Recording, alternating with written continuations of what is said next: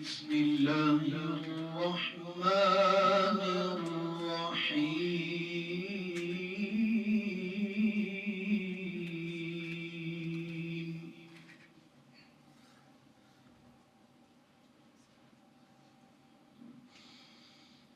إن الذين آمنوا وعملوا الصالحات كانت لهم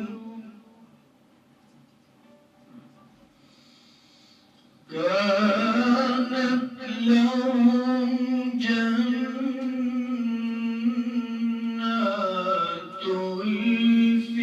الفردوس نزلا.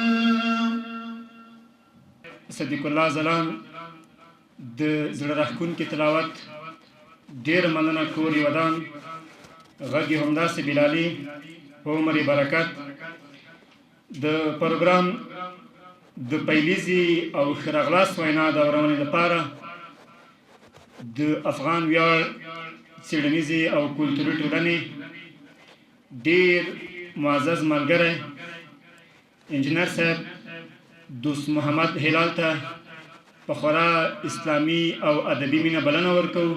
1402 کال څخه په رسمي ډول موږ خپل کار پیل کړی دی د افغان ویاړ د څېړنیزې فرهنګي ټولنې تر نامه لاندې، او هدف مو دا دی تر څو د خپل ځوان نسل په روزنه کې مو برخه اخیستې او خپل مسؤلیت مو ادا کړی وي، تر څو په دې توانېدلي وو خپل ځوان نسل ته داسې پروګرامونه او برنامې وړاندې کړو تر څو فکراً شرعیاً ثابت پاتې شي. زموږ د ستراتیجیک پلان دوه نورې برخې هم یوه کتاب لیکنه ده او بل هم جهادي تاریخ دی. کوم جهادي تاریخ چې د دغه شل کلن اشغال په مقابل کې د افغانستان د مسلمه امت د مقدس جهاد د ټولو سرښندنو خاطراتو یو مجموعه به رانغښتل کیږي او د تاریخ په شکل به ساتل کیږي. له ټولو ملګرو مننه کوم چې تر دې دمه توانېدلي یو تر 14 ولایتو پورې موږ دغه تاریخ راټول او انشاءالله تعالی په نږدې راتلونکي کې به دغه پروسه تکمیل شي. په درېیمه برخه کې هم چې کتاب لیکنې برخه ده، ډېر خوشحاله یم چې د خپل کتاب لیکنې فایل د مولوي صاحب محترم سلطان محمد مفکر د شرعي او سیاسي دورې پر کتاب کوو. هغه کتاب چې د یوه ځوان د فکري روزنې لپاره اساس جوړیږي. خپل خبرې لنډوم او اجازه ورکوم مشرانو ته تر څو د دغه کتاب په ارتباط خپل نظریات وړاندې کړي. یقینا ورونو دا نن چې په کومه موضوع موږ راټول یو دا ډېر لوی خدمت ده.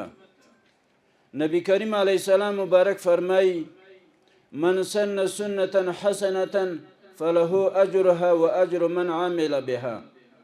چا چې دنیا کې یو نیکه طریقه کېښوه، یو نیک بنیادی کېښو، نو چې څومره خلک آینده وخت کې په دې باندې عمل کوي ورونو تا ته به په قبر کې فایده رسیږي، د قیامت په ورځ به تا ته فایده رسیږي. ومن سن سنة سیئة فله وزرها و وزر من علیها. چا چې دنیا کې یوه بده طریقه کېښوه، یو د بد کار بنیادی کېښو، نو چې څومره خلکو په دې بد کار باندې عمل کوو تا په قبر باندې به د جهنم سکروټې وریږي. د نیک کار بنیاد خو الحمدلله ټولو خلکو ته واضح ده چې دیني مدارس دي او داسې کتابونه لکه نن چې شیخ صاحب جوړ کړی ده، الله تعالی دې د ده په عمر، په اولاد، په کورنۍ کې برکات پیدا کړي، ځکه دا یو ډېر لوی خدمت ده. په ډېرو مسایلو باندې د سړي نظر نه خلاصیږي، خو چې داسې کتابونه مطالعه کړي د علم په رڼا کې په هر بحث باندې معلومات وي، یقینا سړي ته ډېر معلومات کیږي. ځکه د دې مولوي صاحب یو بل کتاب د استخباراتو په باب باندې تصنیف شوی ده، ما چې کله مطالعه کړه د احادیثو له طرفه یې دلایل ویلي وو، د قرآن عظیم شان آیاتونه یې پیش کړي وو او د صحابه اقوال یې پې نقل کړي وو، د سلف صالحینو اقوال یې پې نقل کړي وو. یقینا چې سړي مطالعې ته شوق ورته وشي. نو زما ورونو د نیک کار بنیاد دا خو په دنیا کې الحمدلله ښه ډیر ده، خو چې چا په دنیا کې د بد کار بنیاد کېښو نو بیا به ده ته په قبر کې عذاب رسیږي. نو ورونو دا د موږ او د تاسې د ټولو ملګرو دپاره د فخر خبره ده، خو دې کار ته باید چې موږ او تاسې ټول ملګري وده ورکړو. د وده ورکولو ترتیب دا ده چې دا کتابونه مطالعه کړو په صحیح معنا سره، نورو ملګرو ته یې ورسوو چې هر څوک د دې یو کتاب نه په صحیح معنا سره په دنیا کې هم پیدا واخلي او د قیامت په ورځ یو نیکه ثمره ورته ورسیږي. الله رب ذوالجلال دې مولوي صاحب ته ډیر اجر ورکړي، خدای پاک دې دا صدقه جاریه ورته قبوله کړي او الله تعالی دې موږ او حاضرینو ټولو ملګرو کې داسې استعداد پیدا کړي. اسلامي خلافت د سقوط نه وروسته دا امت یتیم شو. 1940 یو مرګباره او تندر امیزه کالو چې اسلامي امت یې ټوټه ټوټه کړ. د دې اسباب، د دې لاملونه، د دې عوامل د دې بحث د حوصلې برابر نه دی چې سړی په دې باندې خپله تبصره وکړي. اسلامي امت څه باندې 1000 کاله په ټوله دنیا حکومت کړی و او د سقوط نه بعد د امت یتیم شو. لا تر اوسه پورې خپل تیر عزم و برم ته بیرته نه دی عاده شوی.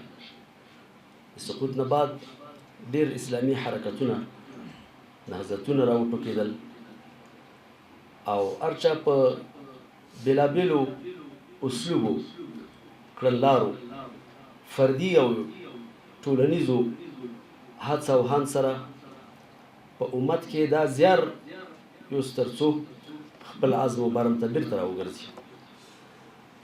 یو عالم دا خبره کوي چې ان قضية العالم الإسلامي، ان تخلف العالم الإسلامي قضية معروفة وإن كانت ذات خجل، وهذا التخلف أطمع الأقوياء فيه، بل وقد طمع فيه من لا يحسن الدفاع عن نفسه، وشر من ذلك أن هذا التخلف ألصق بالإسلام تهما كثيرة. سقوطنا بعد اسلامي نړۍ مادي شاتګ هر چاته روښانه دی، قابل د انکار نه دی، او دغه شاتګ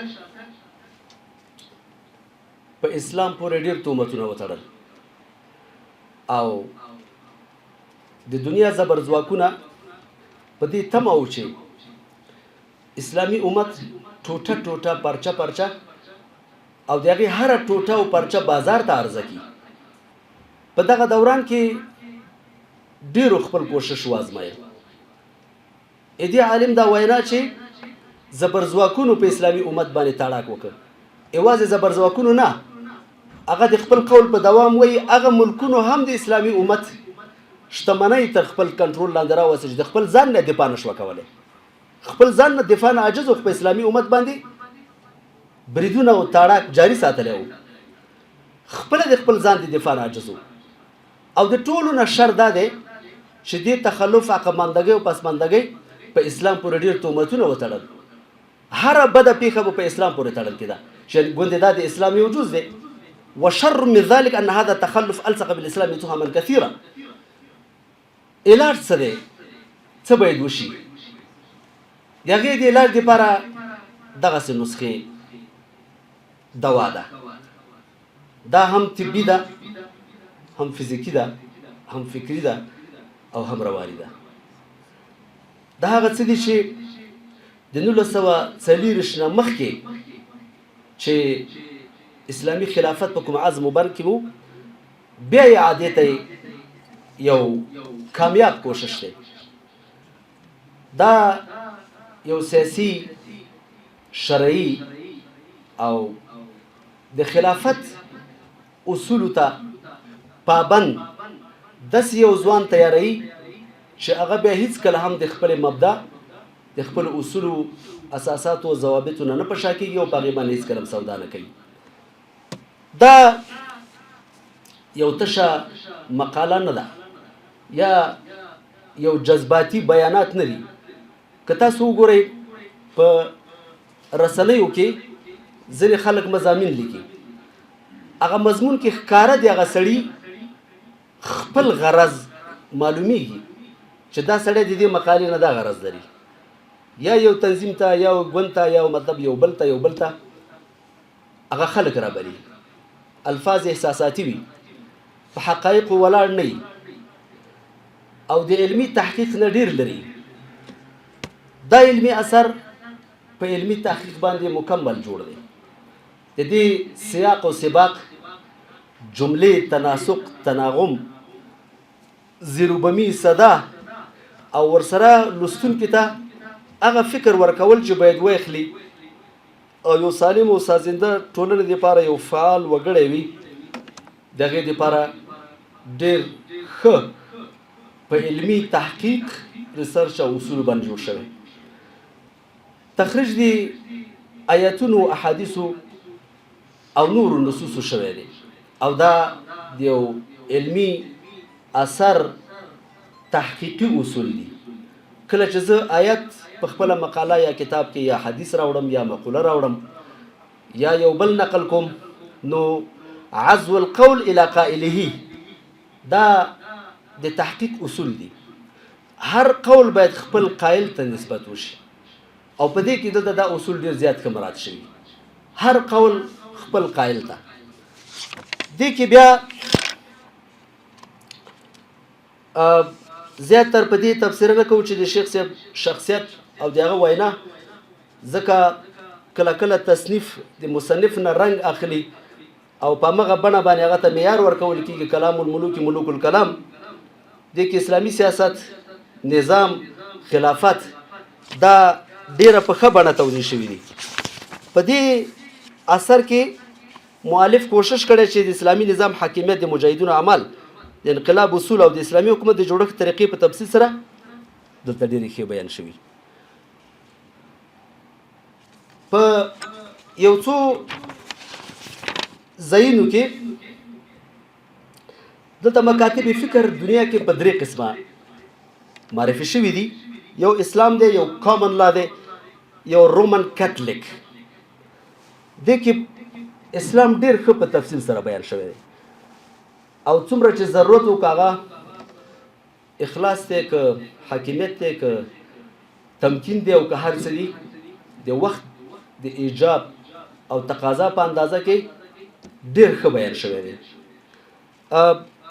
البته زما یو نظر دا دی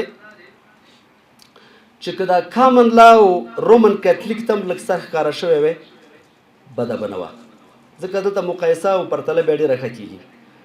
الاشیاء تعرف باضدادها. سپین دی چې تور نه وي، سپین اهمیت باندې څوک نه پوهېږي. که تور ورسره یو ځای کړم نو خلک پوهېږي چې و دا صحیح دی. نو اسلام باندې ماشاءالله ډېره جامع رڼا اچول شوی. ځینو ځایونو کې دغه ابهام او غموض که رپه شي، لکه د ریاضي اهمیت ډېر په ښه بڼه بیان شوی دی. خو په بعض ځایونو کې مطلب دا دی چې د عددونو ارقام که هغه خیر دی لږ تفصیل وشي چې دا ابجدي دي، هجایي دي، دا کوم دی مطلب. لکه ابجد هو وضحتي قرش ساخذ مضغر، دا تر اخره پورې دي که ټول ابجد راغله. اوس دغه اصل چې دلته بیانېږي د کوم ځای نه سرچینه نیسي. که لږ تفصیل دې ته ورکړی شي نو بده نه ده. علمي ماخذ او مصادر یا ریفرنسز هغه ډېر ښه ورکړی شوي دي، خو د ځینو تبه بیان شوی ده او ځینې نور تبه نه ده بیان شوی. او که د هر کتاب هغه تبې تم اشاره وشي چې چا چاپ کړی، په کوم کال کې چاپ کړی شوي دي، ځینې اکثریت بلبده شوي، خو یو تعداد یې داسې پاتې دي. که هغه مکمل شي کتاب زینت نورم زیاتېږي دې سره، ځکه دا د تحقیق اصول دي. دغه څو ځایونو کې که تجدید نظر وشي او بل ایډیشن انشاءالله د نوو زیاتولو سره نو اهمیت به نورم ښه وي او دا هم په خپل ذات کې انشاءالله ډېر یو نایاب او نوښتګر اثر دی. الله پاک د شیخ صاحب ته توفیق ورکړي چې دغسې علمي آثار نورم د هغه د مبارک قلم نه راووځي او د ځوانانو دپاره د هغوی د فکري روزنې یوه لویه ذخیره وي. اقول قولي هذا واستغفر الله لي ولكم. السلام عليكم ورحمة الله وبركاته. یقینا د کتاب په حقله تحقیقات او د کتاب په حقله بیانات دا یو ډیره بلیغه عظیمه موضوع ده. د دې ټول تحقیقات او تشریحات په دغه لنډ الفاظو مختصر وخت دا ډیر یو محاله خبره ده، خو فقط و فقط زه هغه اصلي اهداف، اصلي مطلب، هغه نچور د کتاب ستاسو حضور ته پیش کوم. په دې کتاب کې عمده 25 مضامین موجود دي. هر مضمون رښتیا هم کل درود په شان د ملغرونو دی. که یو سړی ورته متوجه شي دغه یو مضمون د ده لپاره د آخرت او د دنیا د سرور یعنی سبب ګرځي او دا یو مضمون په دغه انقلاب راولي، په دغه علمي و روحاني ترقي راولي، خو په دې شرط چې په عمیق نظر سره او هغه کتاب دی ولټوي او د کتاب په صحیح معنا سره مطالعه وګرځوي. زموږ لپاره دا پکار دی دا کتاب یوازینی په پښتو زبان کې نه، باید د دې ترانسلیټیشن په عربي، فارسي، انګریزي، اردو، ترکي په دې ټولو کې باید چې وشي. ځکه دا یوې نقطې ته اشاره نه ده کړې، بلکې د رسول الله صلی الله علیه وسلم د هغه د تولد او د هغه د رسالت راونیسه تر نن 14 صدۍ پورې ټول اجمالي نقشې ته اشاره ده. نو یقینا دغه کتاب تاسو وګورئ، د دې د 82 صفحې نه ونیسه ته 113 صفحه دا صرف د انقلاب په حقیقت کې د هغې وضاحت شوی دی. د انقلاب په اصول باندې د تحقیق کړی دی او د انقلاب حقایق یې درته وړاندې کړي دي او د ځان یې نه دي وړاندې کړي، ټول استنباط د نصوص قطعي نه مثلا استنباطات شوي دي. د سوره فاتحې نه ونیسه چې الحمدلله د دین عمومي یو انقلاب مثلا ثابت کړی دی. دا ډېره غټه خبره وه چې مولانا صاحب یو کتاب ولیکه، کیدای شي نور کتابونه هم لیکلي، نور لا میدان ته نه دي راغلي. تاسو ته دا موضوع معلومه ده چې امیر تیمور په خپل ژوند کې 42 هېوادونه فتح کړي وو. هغه ډېره قوي حافظه درلودله. کله به چې کومه خبره واورېدله یا چا نوم به چې واورېده یا کوم کتاب به چې مطالعه کړه، هغه بیا دا خبره نه هېرېدله. هغه به په یو لاس کې توره او بل لاس کې به کتاب و. خو د امیر تیمور دغه د 42 هېوادونو فتحه د ده د قوي حافظه، د ده د ذهنیت او د ده د پوهه او هوښیارتیا د هر څه له خاورو سره خاورې شو. خو یو کمال چې د سړي کړی و، هغه کمال د ده د هر څه فتحې وساتلې، هغه دغه کتاب لیکلو. امیر تیمور په 1405 میلادي کال کې یو کتاب ولیکه، من تیمورم، زه تیمور یم. هغه کتاب تر تقریبا 1983 پورې دا چاپ شوی نو. په 1983 کې دا په برطانیه کې دا کتاب چاپ شو او تر هغې وروسته تقریبا څو کاله مخکې پورې چې ماته معلومات دي پښتو ته هم د کتاب ترجمه شوی دی، سوبمن تیمور په نوم باندې. دغه کتاب 310 نه زیاتو ژبو ته ژباړل شوی دی. نو که امیر تیمور د ده دا فتحې، د ده دا دومره هېوادونو نیول که دا ژوندي ساتل شوي وي، د ده د یو کتاب نه ساتل شوي دي. نو کتاب عظمت که لوړ نه وی نو امیر تیمور به کتاب نه لیکه. دا زموږ ارمان هم چې مولانا صاحب د خپلو افکارو، د خپلو مطالعاتو یا نچول شاګردانو سره ځوانانو سره شریک کی او دغه کتاب چې لیکل شوی دی نو دې کې زمونږ په ټولنه کې دغه موضوعات په خپله د موضوعات ډېر لوړ دي، خلکو کتابونه هم پرې لیکلي دي، خلکو کارونه هم پرې کړي دي، خو زمونږ په ټولنه کې دغه موضوعات ډېر نوي دي. نه یوازې دا چې نوي دي، ناشنا دا دی چې مولانا صاحب دا موضوع په ډېر ساده الفاظو کې راټوله کړې ده چې دا د درس اسانول دا د استاد یو بل کمال وي. دا هم ډېره غټه خبره ده، زه دې ته متوجه شوم دا دومره سخته موضوع په اسان الفاظو کې څنګه راټوله کړې ده. دا د الله تعالی یو خاص رحم چې نه وي دا نه کېږي. نو الحمدلله د کتاب نه ما ډېره استفاده وکړه او دا که مونږ ځوانان ملګري او نور علما دې ته متوجه شي انشاءالله د ډېرو علومو خلاصه ده او د ډېرو افکارو خلاصه ده. نو زه پکې یو څو خبرې نور هم شریکوم. مولانا صاحب په خپل کتاب کې د عبادت تعریف کړی دی، ډېر جامع تعریف دی، په هغې کې بیا شرح هم کړې ده او رښتیا صاحب په ډېر شیانو د زما پکې سر خلاص شو. خو د کتاب حواله چې کوم مفتي صاحب ورکړې ده نو یې کې لیکلي دي کتاب العباده باب شمول العباده.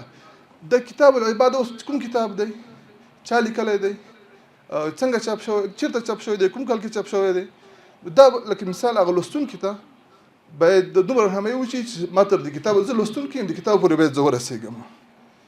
همدا رقم د خلافت تعریف شوی دی، اضواء على الثقافة الإسلامية. دا ډېر مهم کتاب دی، خو که زما غوندې یو ناپوهه سړی د کتاب لولي هغه ته معلومات نه کېږي چې دا کتاب چا لیکلی دی، په دې موضوع څومره کتابونه لیکل شوي دي یا چېرته چاپ شوی دی. که آینده چاپونو کې دې توجه وشي یا په موږ باندې چې بوج واچول شي انشاءالله موږ هم خپل کوشش پکې کوو. دې کې چې ډېره مهمه خبره ده، هره خبره په خپل ځای مهمه ده. د مجاهد اعمال چې ما وکتل دومره مهمه خبره وه چې زه ورته حیران شوم چې کاشکې دا خبره د مسلمانانو ته او ځوانانو ته ورسېږي. دې کې تسلیم ده، دې کې تشویق هم دی، دې کې د ځان اصلاح، د ټولنې اصلاح، د دفتر اصلاح، د مدرسې اصلاح، د مکتب اصلاح، د پوهنتون اصلاح، دا ټول شیان پکې راځي. نو کاشکې دغه مجاهد اعمال مونږ خپل ملګري، خپل مامورین، خپل مشران، خپل کشران دا شریک شي ورسره. نو ما اوله کې ځینې کسان به داسې فکر وکړي چې د موضوعاتو کې تسلسل نشته. که عمیق نظر ورته وګوري د موضوعاتو کې ماته هغه منطقي تسلسل هم ښکاره شو پکې. اوله کې ما فکر وکړي چې تسلسل نشته، چې ما وکتل ډېر قوي تسلسل پکې دی، خو لږ ایمان باندې نظر کول ورته پکار دي. د مجاهد صفاتو کې اعمالو کې دا راغلی چې ایمان دی، تقوا ده، شجاعت دی، صبر دی. د صبر کې ډېر زیات انواع دي. یو نوع تاسو شریکوم که نه چې یو د الصبر على المصیبه، الصبر على الطاعه. یو شی دی چې موږ تاسو ورسره کله مخ کېږو، الصبر على حماقات الناس. دغه صبر که مونږ په ځان عملي کړو نو ټولنه کې مشکلات بهي کمیږي. صداقت دی، اخلاص دی، استقامت دی، اطاعت دی. که یو مجاهد یو مسلمان په دې باندې عمل وکړي نو زموږ ډېرې ټولنې ډېر مشکلات حل کېدی شي ورسره. بیا د اتحاد او اتفاق په اهمیت باندې خبره شوې ده. دلته ما فکر وکړو دلته اتحاد او اتفاق په اهمیت خبره شوې ده، خو د اتحاد او په اسبابو خو خبر نه ده شوې چې مجاهد اعمال مې پرې وکتل، خو په خپله باندې دا د اتحاد او اتفاق او د یووالي سبب دی. او بیا د ریاضي په اهمیت باندې خبره شوې ده. کله به څوک ووایي اوس د ریاضي اهمیت نو شریعت سره څه تعلق لري؟ زمونږ علماو چې کله زمونږ علما ډېر ستر خلک وو نو بیا حاکمان هم ډېر ستر خلک وو. څومره چې زمونږ د علم د زوال په طرف ته راته نو حاکمان هم د زوال په طرف راغلي دي. زمونږ پخوانیو علماو ریاضي ته دومره کار کړی دی چې حد پې تمام دی، نو ځکه بیا ولس هم راپورته. اوس په دنیا کې چې مثال موږ تاسو ګورو زموږ په ټولنه کې د ریاضي اهمیت کم دی، د فزیک کم دی، د بیولوژي کم دی، د کیمیا کم دی. نو یو پکې ریاضي ده چې زموږ علما ورته پخوا کار کړی. دغه اهمیت ډېر زیات مهم دی چې مولانا صاحب ورته اشاره کړې ده. او تاسو ته معلومات خامخا وي چې امام سیوطي رحمه الله په هره موضوع کې لیکل کړي دي بغیر له ریاضي نه، او کش کې په دې کې هم کړي وای. بس دا خو د انسان دغه کمال دی چې هر څه کې پوره نه وي. او نور زموږ علماو کارونه پرې کړي دي چې پخوا نه مدرسو کې د ریاضي او د حساب کتابونه لوستل کېدل. دریم باب کې د اسلام او نړیوال فکرونه بیا ورسره ادیان لیکلي دي. دغه ته یو وضاحت زه کومه چې اسلام په کې دین چې دی دا یو دی، ان اصل الدین واحد والشرائع مختلفه. شرع لكم من الدين ما وصى به نوحا والذي أوحينا إليك وما وصينا به إبراهيم وموسى وعيسى نقيم الدين ولا تتفرقوا فيه.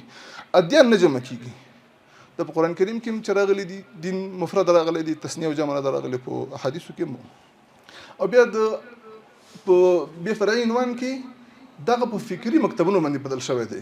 نو فکر او دین بیا هم فرق لري. په یو دین کې دنه نور افکار زیاتې شي خو فکر د دین په معنا کوم اخلو دي کې وفيه نظر او ډیر عالی خبره کې صدرمه هم ده چې د انقلاب خبره کله کله موږ تاسو ګورو چې ډیر زیات نیک سړی وي ډیر کاریګر سړی وي او ډیر مهم منصب باندې وي خو کوم منصب ورته اوس پارل شي د خلکو توقع د مادون یا د عالی مشرانو توقع چې کوم څنګه وي هغه څه دنه چلیږي بیا سړی پوهیږي چې مجاهد اعمال او بیا د انقلاب موخه دا کې کار وشي زموږ اصلاحات به نورم راشي. زه په خپل باندې حاول ځان ته د توصیه کوم او به دوستانو ته کوم چې د انقلاب موخه چې مثال دعوت دی اخلاص دی او د ټولنې ښکارا مخالفین قتل اول ځان مې کې زه به دي کنه ما پټ مخالفین په دې باندې لک فکر وشي لک کار په وشي دغه موضوعات چې حضرت مولانا صاحب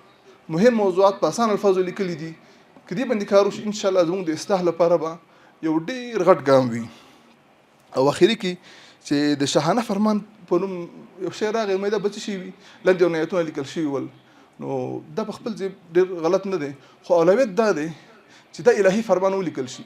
شاهان په دنیا کې د شاهي مدعیان ډیر دي که دا الهي فرمان ولیکل شي نو ډیر به ښه وي. لکه څنګه یو استاد خبره وکړه تدریسي میدان کې ډیر خلک لرو تقریري میدان کې ډیر خلک لرو شيوخو میدان کې ډیر خلک لرو لله الحمد چې ډیرو ته ضرورت ته دی الله محبوب بندگان دي جهادي میدان کې ډیر خلک لرو تصوفي میدان کې ډیر خلک لرو خو د تصنیف او د تالیف سلسله کې ډیر کم خلک لرو.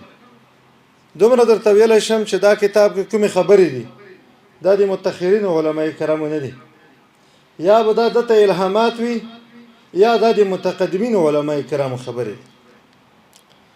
د بعضو ملګرو چې خبره وکړه د شیخ صاحب د هر خبره باندې باید یو مجلد کتاب ولیکل شي دا یو رساله ده. زم چې د شیخ صاحب ګرمی مبارک دغه د هر خبره باندې باید یو مستقل کتاب ولیکل شي او ډېرې بهترینې خبرې دي.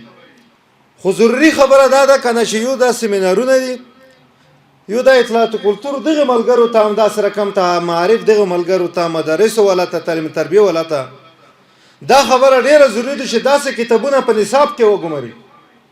ټول مسایل په یو کتاب کې نه چړل کېږي.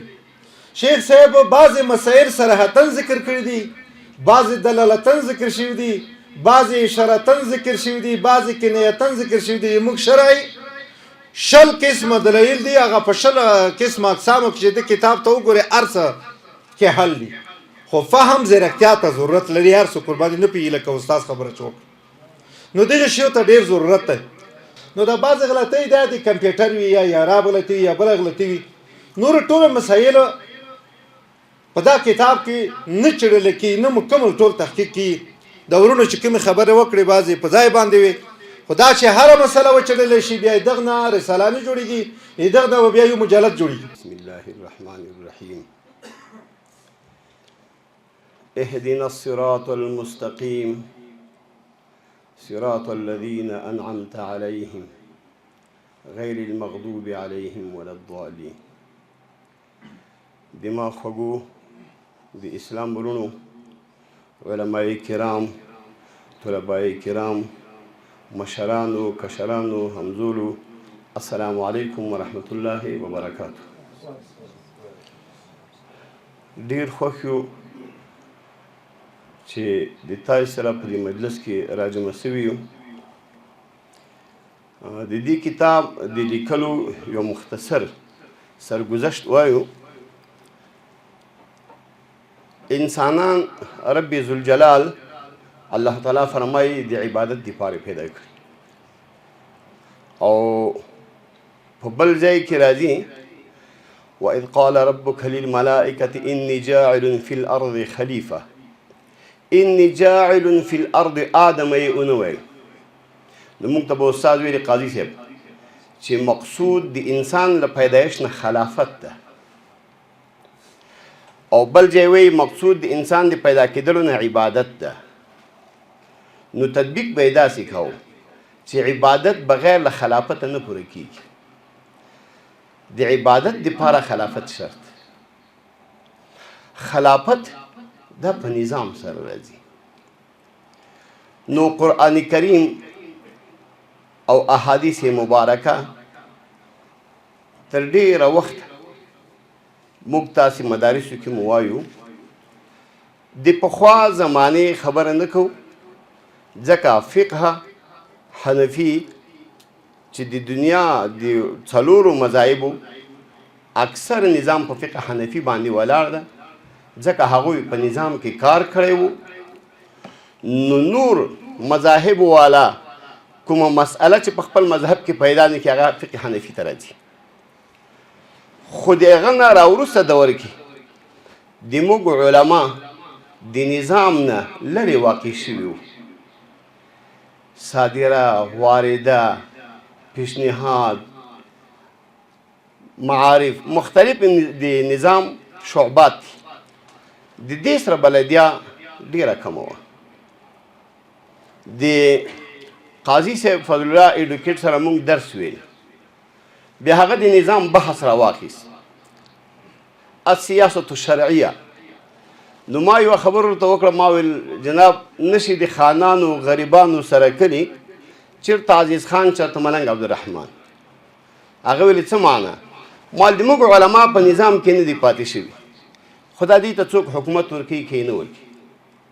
نو دی ما ته وایي دا شته به کار مې آید. بیا یو وخت په نظام کې ورغلو، طالبان هم راغوښتل. نو ما ته یې ویلي سلطان محمد تاشیر بیا ووایه، یعنې هلته د نظام د واګو حالاتو.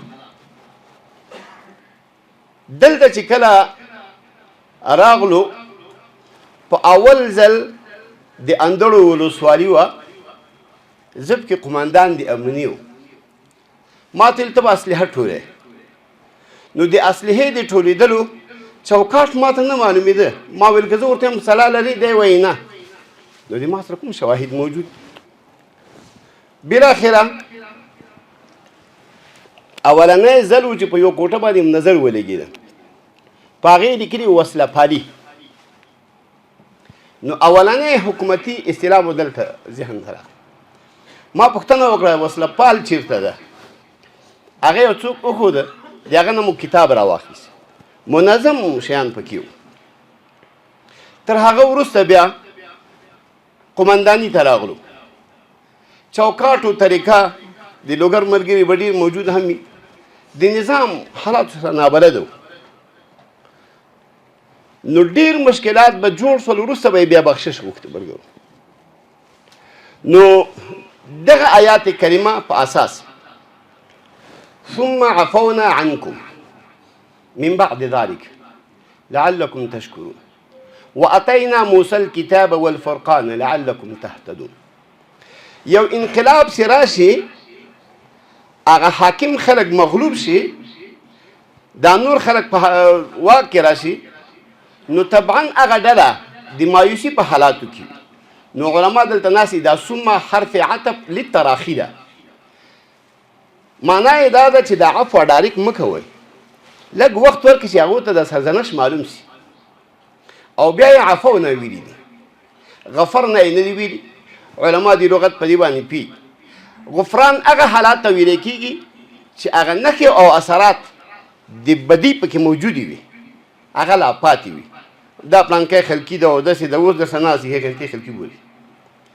خو عفو هغه ته ویلی کېږي چې دې شیانو ته له سره پکې اشارات نه وي. نو رب ذوالجلال عفو نه ویلي، یعنې دا د پاتې نظام کسان چې اوس د تا سره په وروري کې راغلي، دا باید ته ورور کړي، دې ته باید اشارات ونه کړي. خو هغه خلک لعلکم تشکرون، الله عفو نه باید بده ګټه وانه خلي، باید سمه ګټه واخلي. او دلته چې کله نظام راغی، نو خلا د نظام باندې موجوده، لکه د زاړه نظام دپاره قانون اساسي و، نو نوی نظام چې راځي دا هم باید قانون ولري. نو وآتینا موسی الکتابه، بیا علما موجود دي یو ایتا ده یو اعطا ده. اعطا بغیر نه مسؤلیته حق ته ویل کېږي او ایتا سره د مسؤلیته یو مسؤلیت ده په نظام کې. نو وآتینا موسی الکتابه موږ دته کتاب ورکړ سره د مسؤلیت او دا کتاب باید داسې کتاب وي والفرقان الفرق بین الحق والباطل. داسې نه چې ته ځان لپاره خبرې خوښوي د بل دپاره یې نه خوښوي. خو لعلکم تهتدون کی تهتدون د دې دپاره چې د نوي نظام خلکو ایډیالوژي ورته جوړه سي. نو کتابونه لیکي چې د هر نظام سره مفکوره نه وي جوړه نو هغه خلک موجوده نظام نسي چلولی. نو د دې په اساس د ډېر وخت نه د ارمان چې د موږ طالبان چې راځي دا باید د نظریاتو په اساس باندې راشي. د هغه مفکوره باید جوړه وي. هغه دا نظام باندې د نظام دپاره جذباتي شکل باندې نه وي په نظریاتي شکل باندې باید موجود وي. نو د هغه دپاره د مختلفو وختونو د طالبي د وخت د اهل سنت والجماعت د اتحادیو بیا نظام ته راتلل تقریبا 40 کاله د موږ شاوخوا دغه کېږي. نو هغه د وخت تجربې وي چې دا نظام په کومو شیانو باندې کامیابه کېږي په کومو باندې ناکامه کېږي. ملګرو ته باید نظریه ورکړی شي. کله چې نظریه واخیستله بیا هغه د سر په ماتېدلو باندې کوي او چې جذباتي وي معمولي چې خوږ شي تکلیف ورته ورسېږي دا بیا پرېږدي. نو یو د نظام نظریاتي خلک دي یو جذباتي. نو جذباتي خلک په نظام کې ناکامه دي. نظریاتي خلک په نظام کې کامیابه خلک دي. نظریاتي جوړېدل دا په معارف باندې کېږي. هغه یو شعر کې راځي ارادے جن کے پختے ہو نظر جن کے خدا پر ہو تلا تمحیز موجوں میں وہ گھبرایا نہیں کرتے. د چا چې ارادې مضبوطې وي هغه به د مشکلاتو نه په خطر کې نه وي. نو د هغو دپاره د جوړېدلو دغه شرعي دوره وه. دا مو په داسې انداز راخیستي په اول کې راځي نیت العمل خیر نیت المؤمن خیر من عمله. د مؤمن نیت له عمل نه غوره ده. نو اول تر ټولو موږ په دې کې د اخلاص بحث کړی. که په تفصیل باندې سړی راځي ډېر زیات وخت اخلي. خو موږ نه منې خروار مو دلته راخیستې چې د ملګرو دې طرف ته توجه وي. کله چې د نیت اصلاح راغله بیا هغلته داسې یو مثال لري لکه تخم چې سړی وکري نو حاصل به د هغه راوځي. کل اناء ینضح بما فيه هر لوښي نه هغه شی تویږي کوم چې په ده کې وي. نو چې اخلاص پیدا شي بیا په عمل کې هم روغوالی راځي. د دې دپاره بیا په عمل باندې بحث او بیا هلته ولا تنازعوا فتفشلوا وتذهب ريحكم. خپل مابین کې اختلافات مه کوئ بیا به مو باد وتلي. د دې عمل د قوت دپاره بیا د اتحاد ضرورت وي چې اتحاد راشي. کله چې دغه وضعیتونه جوړ وي نو بیا یو نظام راتلی شي. د نظام لپاره پخې خښتې غوندې جوړېدی شي. په دغه اساس دلته کتاب کې مو لیکنه کړې. خو بار بار لکه عمري صاحب محترم چې خبره وکړه څوک چې تصنیف کوي هغه نښه ګرځېږي. د دې له وجې نه تر ډېره وخته پورې د کتاب لیکلو ته تیار نه وم.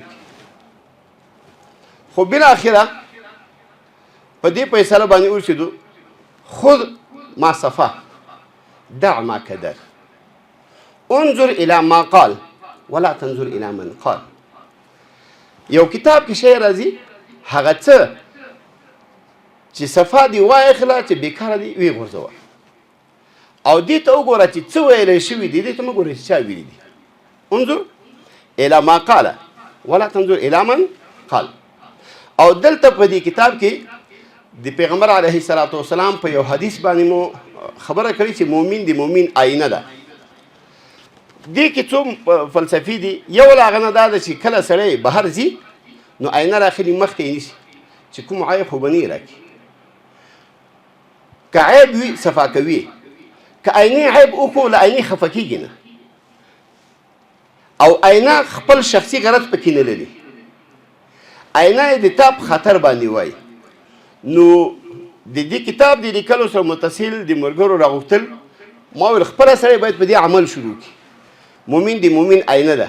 دغه ملګري مو د آینې په شکل ځان ته نیولي او د کتاب ورته وړاندې کوو. د کتابو د لیکلو لازما به په دې کې غلطي وي، د غلطیو نه نه وي پاک. او د قرآن کریم او د نورو کتابونو فرق هم دا دی چې هغه خدایي کتاب ده، غلطي نه مني، نور به وي.